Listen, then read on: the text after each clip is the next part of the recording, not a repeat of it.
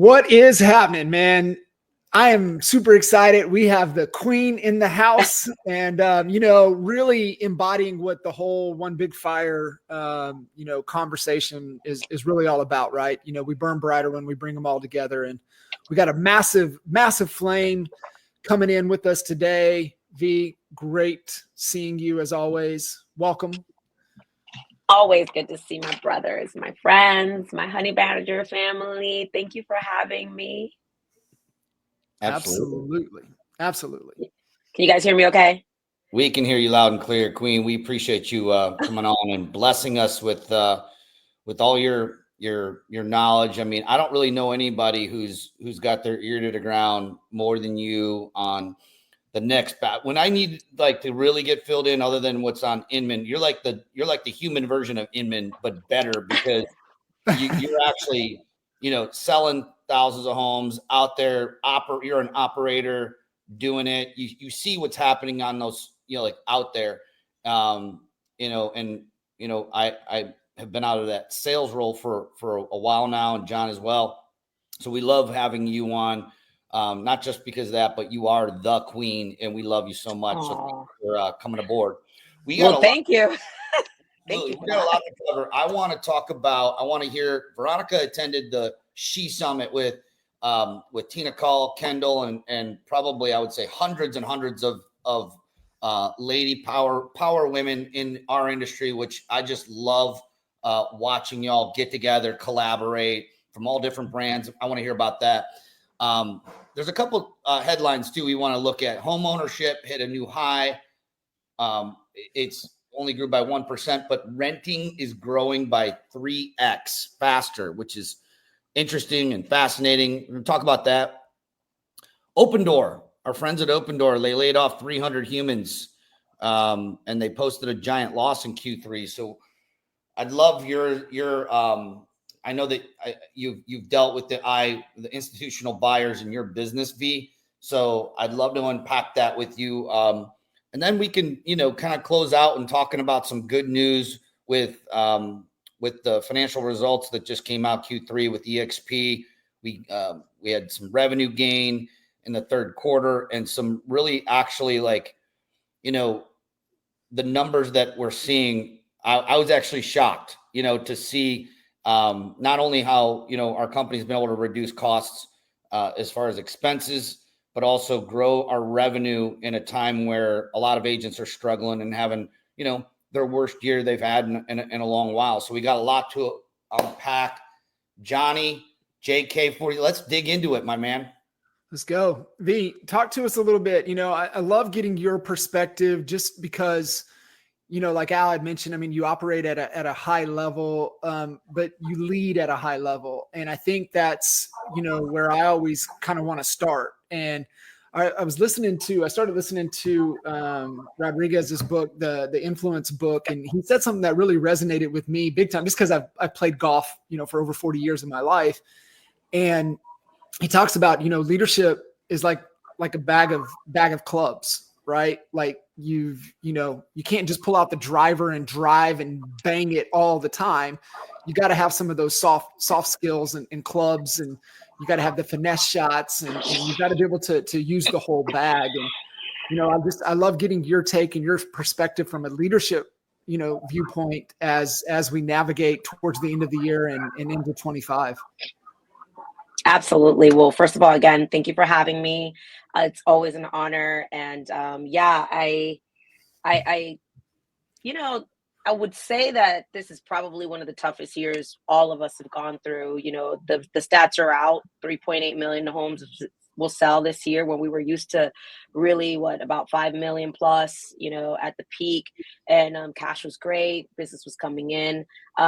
This year really challenged a lot of us, including myself. And even in our worst year, we'll still sell 500 homes. This is not our best year, but we're getting through the final stretch of the year. We learned a lot. And me, as an operator still in the trenches, I work closely with my leadership team. Actually, after this call, that's what I will be doing, locking myself in for 4 hours with my leadership team. What are the decisions we're making to close out the year? What are we doing to make sure we set ourselves up for success in 2025. What is our avatar of the agent we want to be in business with now that we're in a completely different season of the industry?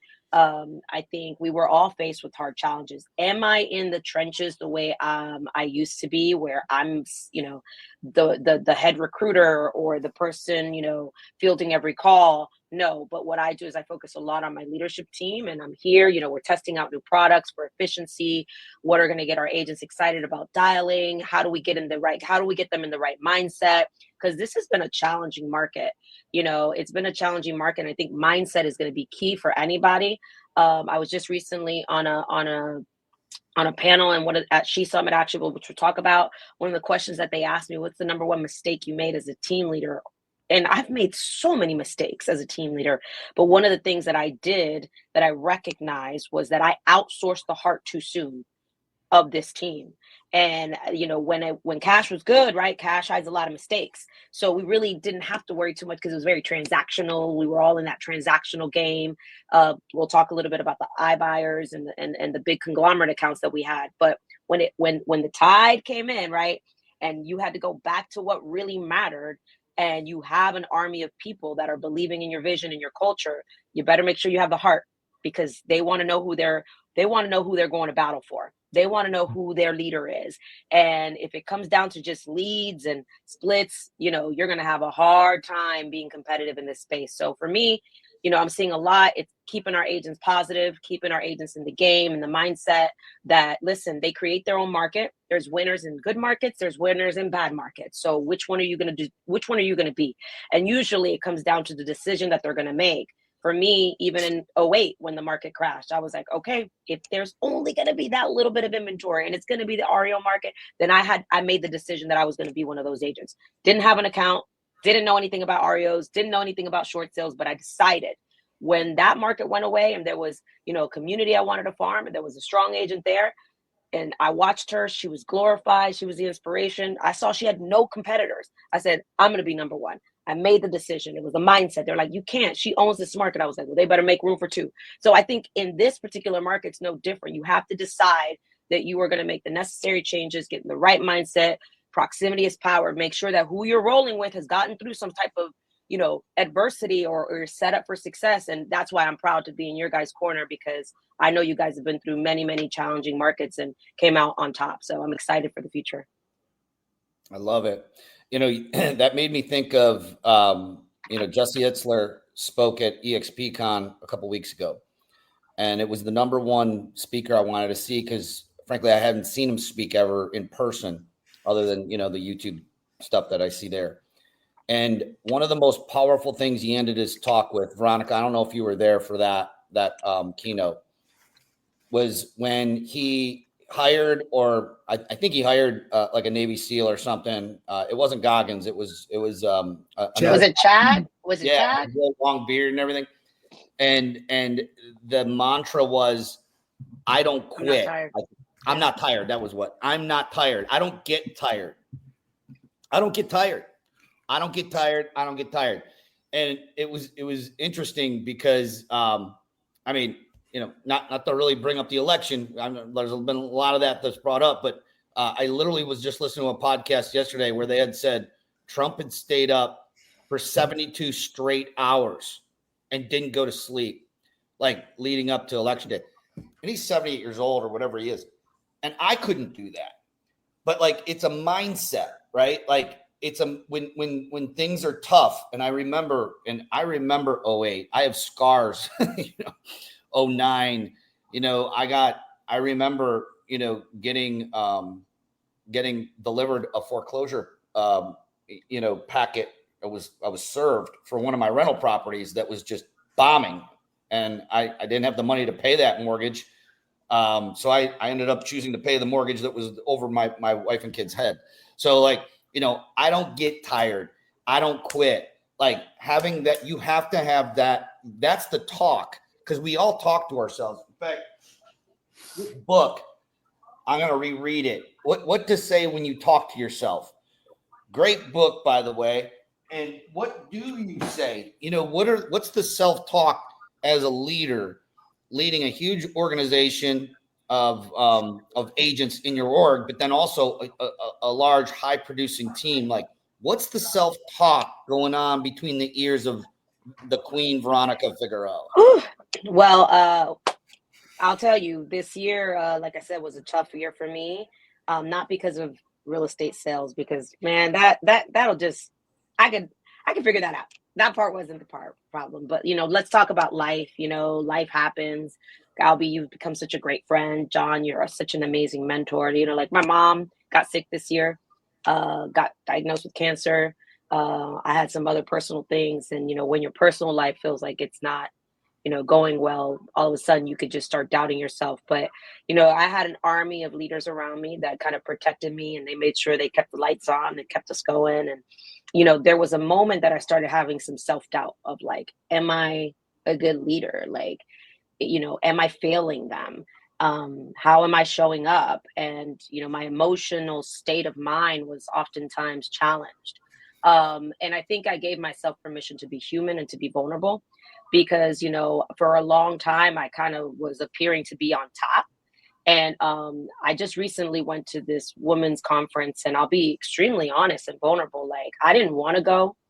I didn't feel comfortable going. The drunk monkey in my head was telling me, find an excuse to say no. You have every reason. You could say your mom wasn't feeling good, you're tired, just came back from EXPCon, you got sick, and all of this is true. And I was like, but something told me I need to get in that room. But I know why I was resisting being in that room, because that room was full of high achievers, high performers that are playing at a level that I was doubting a little bit of myself. And I was like, come on, I don't feel like I'm in my mojo, And sometimes you need to borrow someone else's mojo. Sometimes you need to borrow someone else's energy. And I was like, you know what? My girls, my friends over here, they're winning.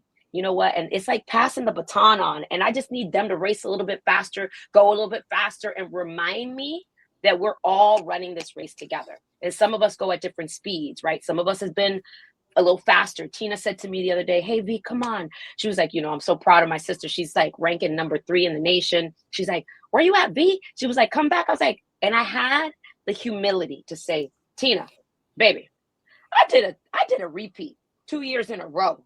Can the girl admit that I'm a little tired right now. I was like, I'm gonna need you. I said, I'm gonna need you to keep the boys in check, because this year was hard for me. I just want to breathe. I just want to take a break. And it doesn't mean that I was broken. I just needed to take a break. But leading up to this conference, this was my last trip of the year. And like I said, I didn't want to go. I just came back from EXPCon, and I was like, God, like, why do I need to be in this room? And there was this voice in my head. I have really good discernment, intuition. God said, you need to be in that room. I was like, I don't want to fly halfway across the country. God, I'm tired, And he was like, you need to be in that room. And when I got in that room, I'll never forget the emotions that ran through my body. We did the women's panel, which was a badass panel with Kendall, Tina, Spring, Kellyanne, and just some studs. Zandra, like these women, billions of dollars, billions of dollars, impressive transactions. But what was so beautiful was the vulnerability about leadership. How we can admit that sometimes you just need to borrow someone else's inspiration to just keep on going. And some of these women, just finished the New York City Marathon. A couple just finished Mount Everest 29029. A couple, are having the best year in real estate. And to know that you could surround yourself around people, and know that leadership is not a straight line. Leadership is going to come with some challenges, but who you surround yourself matters, the things you say to yourself. And one of the speakers, after all the real estate talk, we really went into the deep work of leadership, life, mindset, wealth, relationships, health. And one of the speakers he's amazing. His name is William Lamb. If you guys aren't following him, he's amazing. I think you're going to hear a lot more from him. He said, when was the decision that you decided to plateau? When was the moment that you decided to plateau? And I'll tell you, there was a moment, and I recognize exactly when it happened, that I decided to plateau. And it was October 2022, when we got number 1 team again for the second year in a row. I remember, I recognized that moment, and I was like, and the reason I say that is because I also recognize how unsustainable at the time it was for me to continue to do that. If I didn't have my health in order, if I didn't have my relationships in order, if I didn't have my mindset in order, and it was just like I was on autopilot. And because I was on autopilot, I got so good at the grind that I recognized that I had forgot about me. And once we kind of got that, repeat underneath our belt, something I'll forever be proud of. But then I said, all right, God, like there's so much more. Like, I know you got more in store for me. I know you got more in store for me. So getting in that room, telling myself a completely different story, that I didn't fail, that I'm not a failure, that I'm still a leader, and that it's okay for me to say that I chose to plateau for a little moment, but it's time for me to get my mojo back. And it's not necessarily in building the largest team, which, this will be by design. It's really like, what are the priorities in my life? Who do I want to be in business with? What do I want to be remembered as? What kind of leader do I want to show up as? Like, I've struggled with certain things like addiction and other things. It's like, what? I want to be remembered not by the amount of homes that I, sold, but the lives that I impact. Like, my husband is working on his health. My sales director is like running 100-mile marathon. 100 Ks, like 100 miles. I'm like, these people are they're inspiring me to be a better leader. Now taking my health in order, really making sure I show up for this next phase of leadership for myself. So before I told myself I was a failure if I didn't continue to push myself in business. Now I'm telling myself a completely different story, if that makes sense. So makes sense. I have to give some props here too. I mean, you just kind of the borrowed, was it borrowed excitement, borrowed motivate? So I said mojo. I'm gonna borrow your mojo. Borrow the mojo. Like, I borrow from you. I borrow from John. Props to John. Just completed another 100-mile Tampa 100, brother. 104. 104 miles. And I know you did the Keys, and I was actually in the Keys vacationing when you were, dying doing this 104 mile race. But I borrow that inspiration from the both of you, more than more than I tell you. So thank you for that. But you're coming back from the She event. You're EXP Con. We're at the end of the year. What is Veronica Figueroa most excited about right now? Oh, I'm actually really excited about, the direction of the team. I'm really excited about EXP's direction, also how our leadership is really just showing up in a time that, matters the most. Anybody could lead in a good market. I think the way we're leading in this market is really inspiring. As our mothership brokerage, it makes me proud. Obviously, at the helm of Leo's leadership and Glenn's vision. But my team, which is what I obviously has been always my bread and butter, I'm really excited about the direction that we're going to be a more profitable team, to be a team that is going to be a little bit more in control of our business. Obviously, I have been known to be in business with big conglomerates like Zillow and, iBuyers. But I think what we recognize is the minute it no longer brings us joy, we have permission to reset. So our team has been rallying together to say, hey, could we be a hybrid of what we used to be? A farm team, a homegrown team, that our brand was in our control, and we had to just have some real honest conversations of where do we lose our mojo at? Oh, it's good to identify. Now, how do we go about it to get it back? So we are implementing new standards of an agent has to do X amount of videos to be on our team a week. We have to visit X amount of businesses a week. We have to visit X amount of communities a week. We are just doing simple things that move the needle. Because if the goal is to make sure that these big conglomerates that are charging now up to 40% of your business, and rumor is that obviously they're going to tap into possibly 50%, you need to make that less than, I would say, 18 to 15% of your business, right? And some of us, I see some of these teams out there bragging, flex.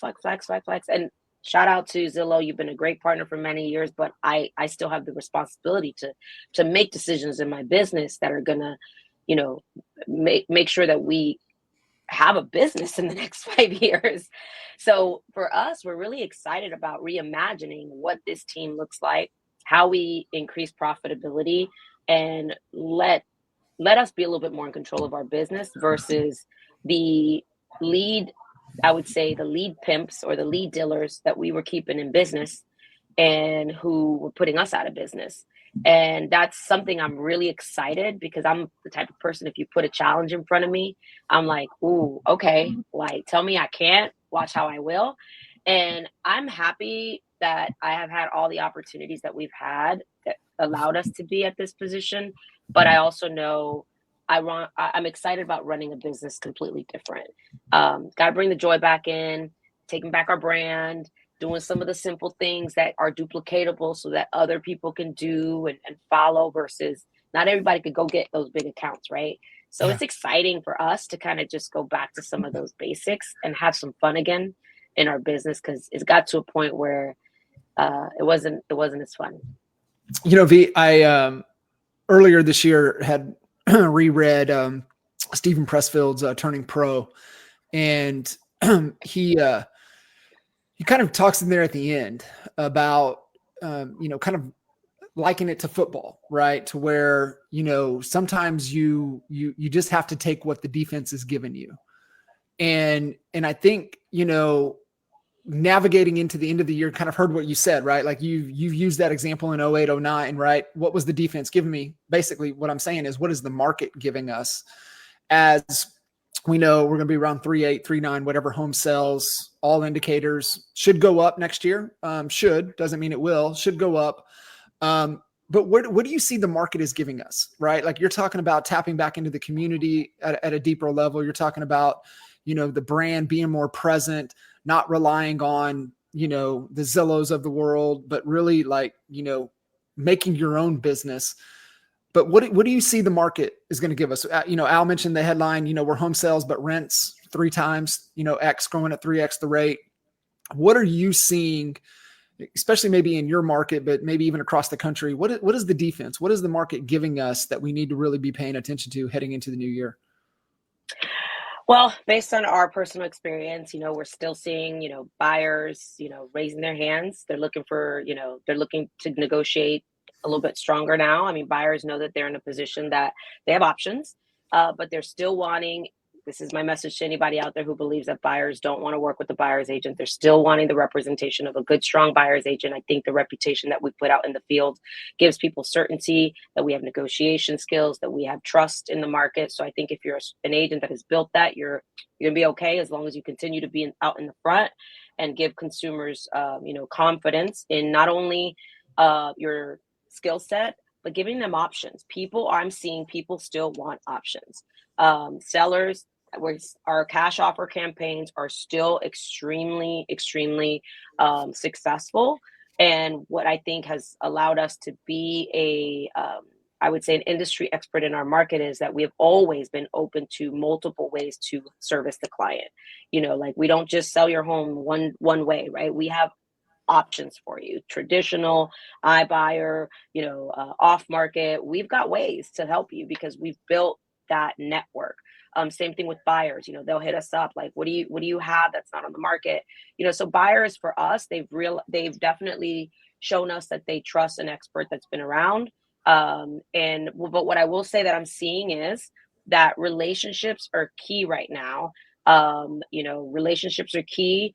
You heard me talk about getting back in the community, doing some things that are going to surpass what I think the portals can offer, which is that trusted expert in the community that everybody sees not only at the fair, but they see them at the town hall, and they see them at the community events, and they see their signs in the yards. That agent is gonna thrive. I'm watching it happen in my market.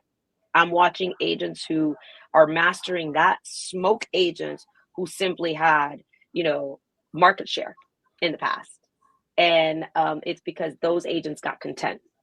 Yet these other agents who are out there grinding, who are out there making a presence for themselves, are really, really taking some market share. So, I'll let everyone make their own informed decision based on what they should be doing. I do think there's a world where both can coexist, but you better make sure that hiding behind the lead portals is not your only strategy. Absolutely. Yeah. Jared James he went live when I was actually on my way down to Florida for EXPCon, and I couldn't watch the whole thing because I was on a plane, but he was mentioning that, there has to be an increased focus on the database. It's about not on how much top of funnel we can pour into it, because that's, we've been in the marketing world of it starts with traffic. And then how can you get that traffic into your offer down your top of funnel, and then get them into the middle of your funnel where you can nurture them and get them to a sale. But a lot of that gold is right in your database, more so now than ever before, is what I think I'm hearing you say. It's relationship driven. You have to start an intimate relationship with these folks that are in your database, that they're not raising their hand. They're in your database, but we have to use new techniques to try to get them to raise their hand. We used to oftentimes, John, call it shake the trees, in database. Albie, you're spot on. So we're doing new things like, how can we deepen the relationship in our database? Over 150,000 people in our database, right? That can get messy. I'll tell you one of the tools, just for anybody who's listening. I'm not pitching a product. I don't get paid by the product, but I would say I was a late adopter to Fellow. Fellow is just crushing it in our database. Like the amount of seller hand raise, and then you could go in. You want a real kick in the teeth. You'll be able to see how many of the sellers who came into your database, since when they came into your database to now, how quickly they listed, who they listed with, how many attempts your team made. And it's crazy how many hand raises are there. And it's just like, literally, we turned on the lights with them a few weeks ago. I have been avoiding it for a while. And Harold's like, this is like crack. I'm literally sitting here. So sellers are definitely raising their hands. They are interested in selling. I don't think people are going to wait till the spring, or, now that the elections are over. They're saying literally in one day, we had over 15 seller hand raises in one day. Like, I'm ready for a CMA. Interesting enough, it's perfect timing. Now that the elections are over, I would like to talk to someone about selling my home. So like, I think that's a cool tool that we're using for 2025. Another thing that we're using that we're really excited about is Shiloh. Shiloh is another tool that we're really, really excited about. It was designed for big teams, such as Flex teams and Zillow teams, and people that have the extra layer of accountability. Oh, the call rating on that, to be able to coach your agents and listen to calls and know what's a 5, what's a 4, what's a 3, what's a 2, anything honestly above a 3.8, you're a rock star. You're a rock star in our world. So we pull out what are the good calls so we can leverage that for coaching. And the ones, anything below a 2.8, a 3, now, I can focus on that coaching call and help our agents out. So I'm really excited about some of the tools that we're implementing to be a lot more intentional in 2025 and work with people who are raising their hands, and then obviously be a little bit more efficient when we're in the community. Yeah, I love that. Awesome. So can we talk about what's happening in this market that we find ourselves in here? Absolutely. Home ownership, it's actually hit a high, believe it or not. I wouldn't have, if you would have told me that, I would have been like, no, you're lying. Because, we hear a lot about the struggle that's happening in this market, and there are obvious struggles. But it climbed by 1%, but the renters climbed by 3x year over year after Q3. And we're seeing that trend. And the reasons that I'm seeing and reading, obviously, is that it's just the affordability of housing. Proof is in our company's Q3 numbers, is that we decreased 1% in number of transactions, but we increased more than 3% in volume. And it might have been actually 5%. I don't remember the exact stat, but it's somewhere between 3 and 5% in sales volume. And what that tells me is that the pricing of homes just keeps going up and up and up, which does pose a problem. Not just with pricing, but obviously the interest rates. Now we're seeing a little bit of some forgiveness there, which is great. I'm reading that we can expect another cut, which would be great. But with that cut, it's a double-edged sword because it'll increase the demand, and with demand usually increases pricing, and pricing's already still increasing in this market. How are you guys as a team, boots on the ground? I know you have all these amazing tools, and Ryan Young's a close friend of mine. Actually, he lives right here in Cleveland, and I've known Ryan for many, many years. Just a great innovator. We actually had him on this podcast a few months ago, and so fellow's killing it. But what are you seeing, like, from the affordability standpoint? And you're in Florida. You're in a very hot area, with Orlando, not just with the homeowners living in the houses, but also you're a vacation rental area as well. So you're selling a lot of investment, even single family homes that they're either short-term rentals, long-term rentals, whatnot. Where do you see the solution for 2025? Pricing going up, interest rates dropping. What's this going to lead to? Oh man, Albie. I wish I had a crystal ball. I don't have it. I really, really, really hope, and I'm pretty bullish on the fact that and this is my optimism kicking in. I think Orlando is still an affordable market across most markets. And people are still wanting to live here because, of course, we are a, very sunny state. But of course, with the recent hurricanes, I think a lot of people are going to question, is Florida where they want to live? We got really rocked this year, but my optimism is leaning more towards, I think, even with the rates dropping, I don't think prices are going to skyrocket again like we saw them, because we have a pretty high amount of inventory right now that, I think the more buyers that we obviously see enter the market, that'll obviously affect it. But I still think that we're in a good place right now, that prices aren't going to spike too much. We're seeing builders offer ridiculous incentives right now, so that's a good sign for us.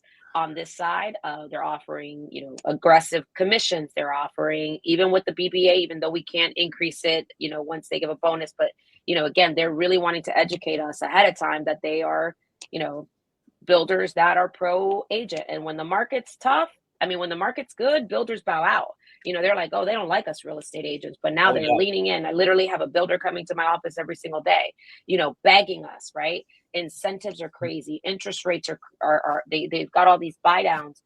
So, and then with the recent, obviously, unfortunate hurricanes in Florida, and insurance is a big thing for us in Florida. Some of these homes, insurance is an issue. So I think we're in a good place in Florida. However, I do think we're also seeing, and of course, Grant talked about this, Grant Cardone, rents are pretty high here in comparison to what you can get in a mortgage. So I think, buyers, if they are choosing to wait right now and choosing to rent, even though they can qualify, I think it's a number of things that they're looking at. Is Florida where I want to be home? Insurance premiums are super high. But as far as buyer confidence, I think we're starting to see a lot more buyer confidence because they have the negotiation wiggle room, right? They're not having to be desperate and offer $30,000, $40,000, $50,000 over. Now, they got to get over that mental challenge of the rate. But I think the rate is the rate, but all the other factors of, are they in a multiple offer situation? Are they being rushed to buy a home because there's 50 people in line to see that home? They're not having to deal with the emotional state that they went through 2 or 3 years ago, actually 3 or 4 years ago. But I do believe that, Orlando is still an affordable market. Obviously, it has its pockets where I live in one of the highest zip codes in Orlando. And people buy here because of the convenience, because they want to be a part of the best zip code, the schools, it's close to the airport. But for the most part, you could still buy really great property in Central Florida. So I'm pretty confident that we're not going to experience, even with rate rate drops, this ridiculous boom as far as price hikes over the next 12 months, because we still have an amount of inventory we have to absorb. We're at a 6.4 month inventory right now. We got work to do. You said 6.4 months of inventory you have right now? Yes. That puts it in, that overall tips the scale into a buyer's market. Yeah. Wow. Yeah. Wow. Yeah. And I don't know if it was Grant that said it. We went to the ConnectCon, ended our long trip in Dallas, and saw Uncle G up on stage. It was so cool watching him go with our friend Jana. But I don't know if it was him, but someone had mentioned it was the coastal properties that are getting clobbered with the high insurance for obvious reasons, with the storms and everything that we've been having, the surges and people losing everything. And these insurance rates, especially in Florida, and people are still flocking there. I'm about to flock there myself. I know Johnny is too. We're both, looking to be there because it's just the best state I can think of. I love it.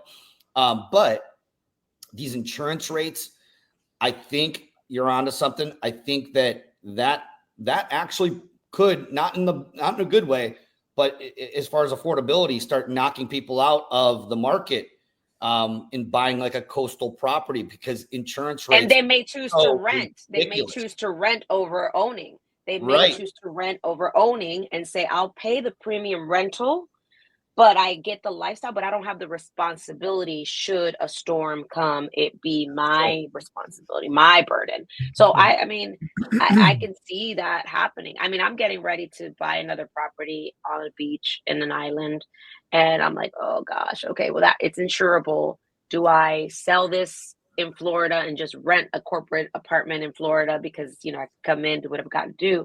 But anyways, I mean, there's a lot of different viewpoints on renting is not a bad thing, for some people. Like Grant says it, right? Own where you rent where you own, so it's interesting, what approach we decide to take. Love that. We only have a few more minutes with you. So, do we want to talk about Open Door or EXP? I'm voting. Let's talk about EXP. A lot of times when we start approaching Thanksgiving, we always hear this. Oh, I can't wait for this year to be over. Oh my God, I can't wait for it to be over. We hear this, right? It's all up in here. I am so excited about the next year, but I'm excited about this year. I mean, we got clobbered, right? Like, absolutely clobbered from the shift that everyone had to make in the spring and how we were approaching the relationship with buyers and our compensation, to, the amount of agents leaving the industry, which most of them weren't selling a whole lot. So that's not entirely a bad thing. But as a result of a lot of that, we're seeing the teams are really coming together, and they're out producing, a lot of the solo agents. Well, we're seeing a higher average number of transactions happening per team member, even for a big team, when you average it all out, versus what we're seeing with a lot of the solo agents. And I mean, I love teams. I'm a huge fan, but you know what? I love watching a solo agent do their thing in that, because that's their lane. There is no right or wrong. It's whatever's up your alley. But we are seeing, like, 2024, I feel has been, a great lesson. It's like one of those lessons you don't ever want to have to go through it again. But I feel momentum. I feel like we are actually heading out of this year that has handed us so much, so many lessons, and into the 20. I can't even believe we're saying 2025. What? I know. I mean, really, 2025. It's incredible to think about. Like EXP, we have a new leader. That's the other big exciting thing. I mean, we got Leo the Lion coming in here roaring. Not only has he been able to interject the new energy into our agents, into the culture of everything, but from a P&L standpoint, no one sees this, right? But look on the P&L. We've reduced our expenses dramatically, and that is, you got to point your finger at one person. That's Leo Perea. And talk about I don't get tired. I don't know if Jesse Itzler learned that from him or if he learned it from Jesse Itzler, but that man does not get tired. I mean, it's unbelievable. So it's refreshing to see, a young, energetic, vibrant, but also just very pragmatic in the way he thinks through a problem. His emotional intelligence. I mean, for real, and I mean, it's just really refreshing going into this new year, 2025. I'm excited. The future's looking bright, not just for our industry, but for EXP as a whole. We're we posted a loss for this quarter, but that's attributed to the giant check that we had to write for the settlement. If we were to take that out, we would have actually posted like a $7 million gain for that quarter. But because of it, we had a small loss. But that shows up on the balance sheet and it's right off the next quarter. It's gone. It's done. It's paid. I feel great about the momentum. What are you most excited about specifically with EXP? Financials are looking great. Glenn's vision was, I think it was 300,000 agents by 2026. So that's a tall order. I don't know that we're going to hit that, but I would love to see our momentum start to go back up again. We had Kinzel Realty. They brought the entire brokerage over. They were a cloud-based. They launched shortly after I think we joined EXP. I think they were one of the first. I don't want to say this in a derogatory way, but copycat models that went and tried to duplicate this. And they're amazing entrepreneurs. It just shows you how hard it is to launch something like this and get it going. What do you see for 2025? Do you see I think we're up to like 23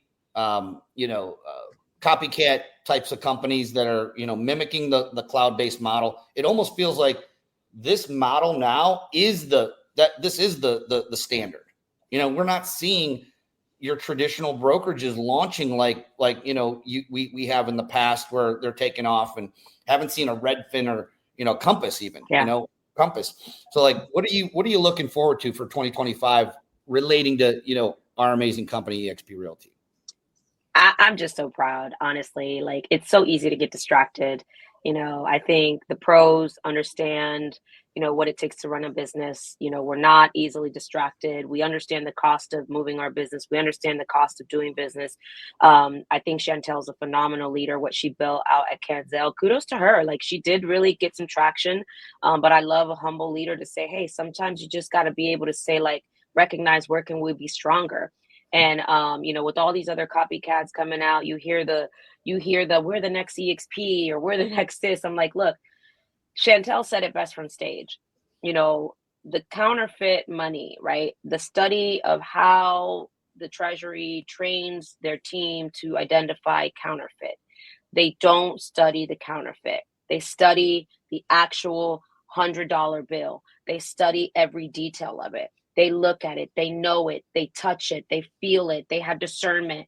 And, there's going to be a lot of copycats. But I think for those of us who are serious about our future, we know what the characteristics of a winning company and formula and leadership feels like. Is like most of us were either broker owners, team leaders. We understand what it is to run a P&L. We understand what it is to have liability. We understand what it is to have all the pressure from the knowledge that you have to have to maintain a large roster. And it's a lot of responsibility. And man, when I came to EXP, I came for a number of reasons. One is I didn't want to be a broker anymore. Number two, I didn't want to have the liability. Number three, I wanted to lean on a platform that could allow me to do what I do best and let me run and give me more opportunities to unlock potential, unlock wealth, and to create a world where my agents' worlds can continue to grow. And to this day, regardless of what's out there, I have not found or seen anything that can do what EXP has offered me.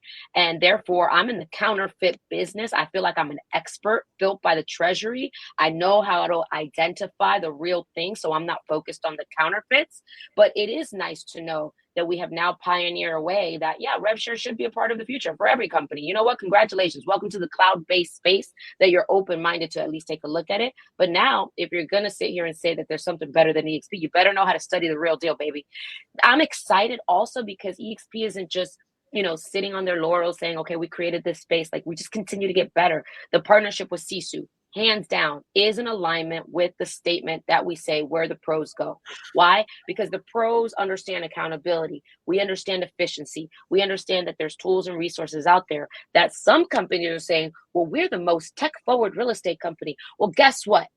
Just because you can build it doesn't mean you should. And I think I love this about Leo. Leo said, well, they're leading in this space. Why don't we do something together? Why don't we arm our teams and our, you know, operators and our organizational leaders and our agents with this tool that's going to help them run a stronger business? You know, the deal with Canva. Hey, you know what? Some people mocked it. Oh, what's 12 bucks? 12 bucks is still 12 bucks.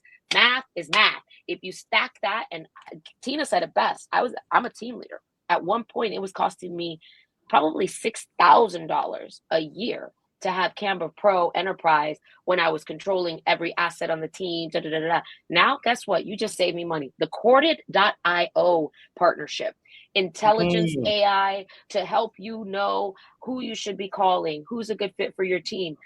Albie, I did a demo with them outside of the EXP partnership. It was going to cost me $1,000 a month per MLS. I'm in 4 different MLS markets. Because of EXP's partnership, it is now $250 a month for me, which saved me a significant amount of money simply because I have the power and the backing of EXP. The Lux VT partnership, that in itself is a game changer. So the way I look at it is my math starts mathing.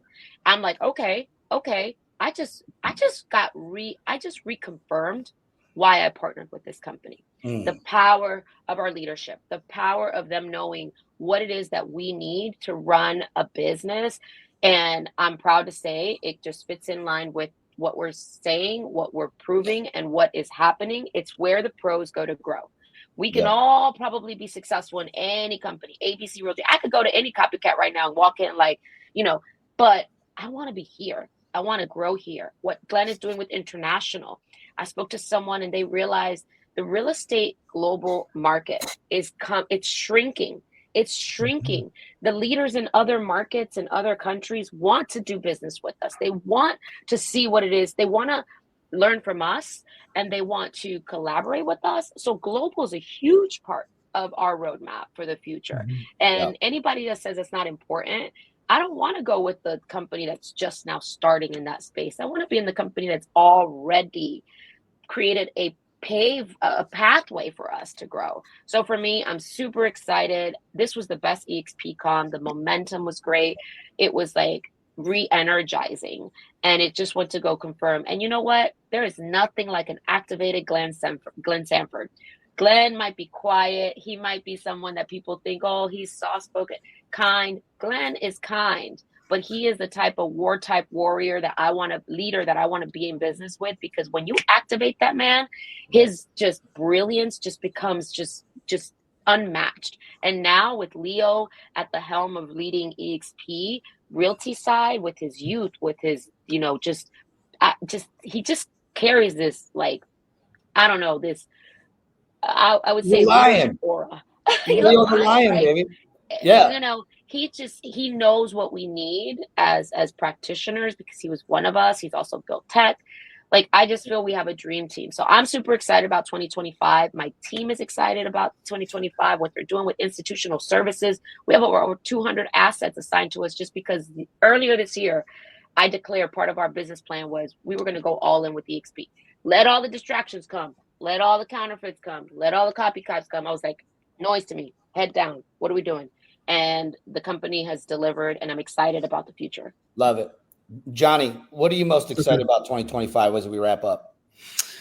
Yeah, I mean, we've navigated tough markets, and I think, you know, we all prove, and when our back's against the wall, we always find a move. There's always a move, right? And I think there's more opportunity coming our way than, you know, a lot of people don't realize or don't see. So I think for me, I'm super excited that, you know, there's a lot of opportunity, and, I think if you don't have the right mindset, the right inner circle, the right infrastructure, the right support, you're going to miss it.